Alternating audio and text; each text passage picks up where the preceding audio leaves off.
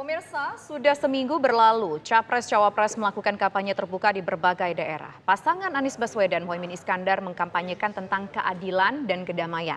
Sementara Prabowo Gibran mendorong kampanye makan siang dan susu gratis. Adapun Ganjar Pranowo dan Mahfud MD mengkampanyekan penolakan terhadap korupsi, kolusi, dan nepotisme. Ya, lalu sejauh mana kampanye ini mendorong tingkat keterpilihan capres-cawapresnya?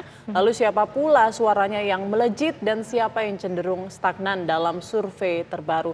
Dan untuk membahasnya telah bergabung bersama kita pakar politik yang juga Direktur Eksekutif Indikator Politik Indonesia Burhanuddin Muhtadi, kemudian Direktur Riset Poltreking Indonesia Arya Budi, dan juga Direktur Eksekutif Parameter Politik Indonesia Adi Prayitno. Selamat sore Bapak-Bapak. Sore. Baik. Selamat sore, Mbak.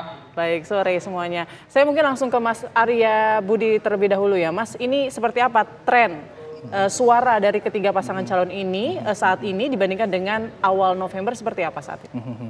Jadi kita survei terakhir itu awal November ya, itu periode sebelum kampanye dimulai ya, secara resmi dimulai.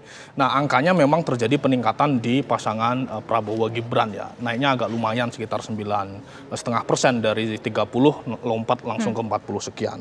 Kemudian stagnan di Ganjar dan Mahfud, itu angkanya masih sama seperti awal September sebelum ada deklarasi cawapres dan pendaftaran, itu sekitar 30-an% ya. Sedikit turun sebenarnya dari 31 ke 30, tapi secara statistik itu stagnan.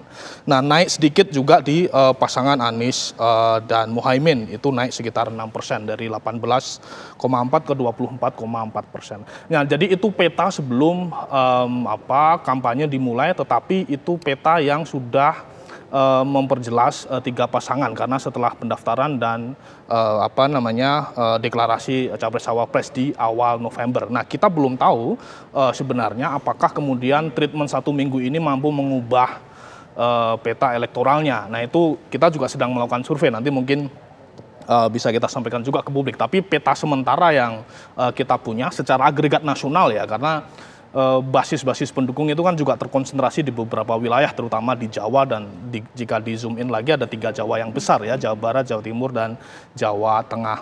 Nah, tapi secara agregat memang petanya ada kenaikan dan penurunan atau stagnasi di 3 pasangan capres. Nah, ini kan cukup menarik, ada yang naik, ada yang stagnan. Kalau untuk yang naik ini, naiknya gara-gara apa sih? Apakah memang mungkin dari janji-janji kampanye yang disampaikan yang beberapa waktu belakangan ini, atau apa mungkin ada apa lagi? Kalau janji kampanye, visi misi sebenarnya beredar cukup masif baru beberapa hari belakangan ya, menjelang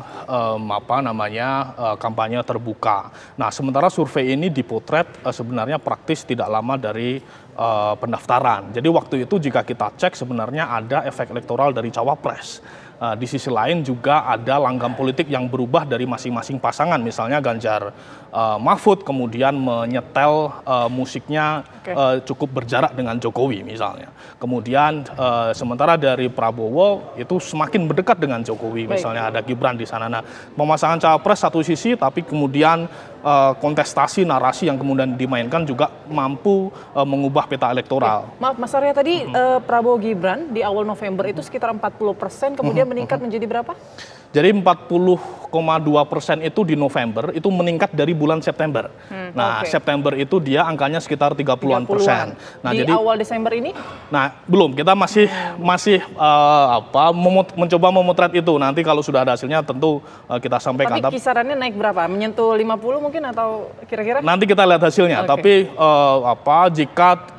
jadi gini, faktornya kan bukan hanya dari kandidat, tapi juga dari the sitting presiden incumbent. Karena sekali lagi ada insentif elektoral juga dari sana. Jadi kalau kepuasan terhadap Jokowi ini misalnya naik, tentu itu menjadi insentif misalnya dari Prabowo Gibran. Fungsi terbalik berlaku bagi Anies. Jadi jika semakin profil ratingnya semakin tinggi bagi Jokowi, Anies semakin sulit mengambil ruang. Nah, jadi itu kita sangat juga tergantung dari posisi performa pemerintah. Selain juga kampanye.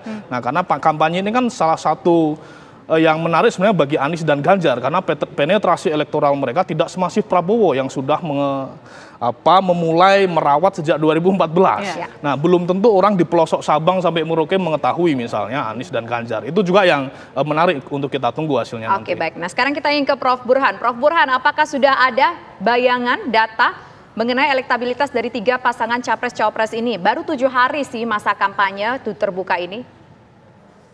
Prof. Burhan. Ya, gini Tisa, sebenarnya sama ya dengan poll tracking. Data terakhir yang kami rilis itu awal November.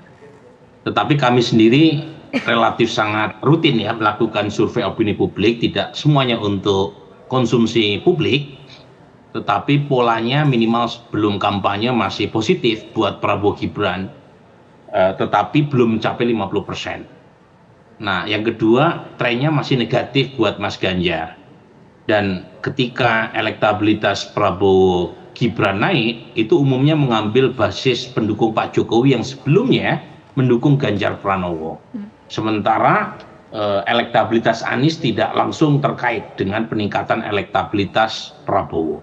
Jadi yang kita lihat, dan ini misalnya dipotret oleh lembaga survei Polling Institutes, itu menunjukkan suara Prabowo meningkat ya di atas 43-44%, tapi elektabilitas Mas Ganjar turun dan elektabilitas Mas Ganjar sekarang sama dengan Mas Anies di kisaran 24%. Baik. Nah, kalau misalnya pola ini berlanjut meskipun kampanye sudah mulai 1 minggu terakhir, kemungkinan ini menjadi semacam alarming bell buat Mas Ganjar.